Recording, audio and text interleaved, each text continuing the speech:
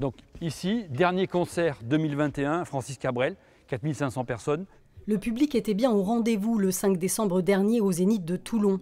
Or, depuis aujourd'hui, les concerts debout sont interdits et désormais limités à 2000 personnes en intérieur. Un nouveau coup dur pour le monde de la culture qui doit encore une fois se réorganiser. On a Casse-Noisette le 26 janvier, donc on se pose des questions. C'est un concert qui a une jauge de moins de 2000, donc on va voir s'il est maintenu.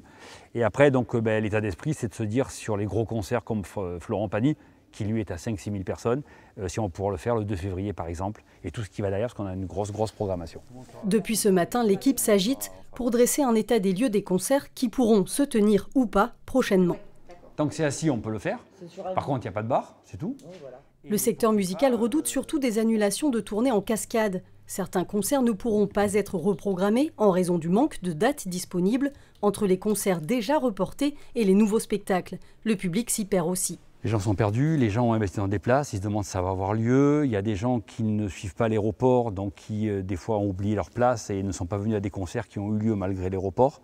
Donc c'est un peu compliqué, on se met à leur place. Donc des gens qui hésitent d'acheter des places aujourd'hui et qui attendent d'avoir des certitudes pour acheter les billets de concert.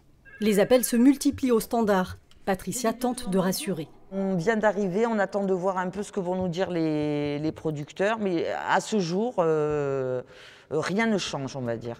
Ces 2 dernières saisons, le Zénith de Toulon a perdu 1 million d'euros de recettes. Le Covid a permis d'effectuer des travaux. La salle vit grâce au financement des institutions. Merci d'être là, messieurs, dames.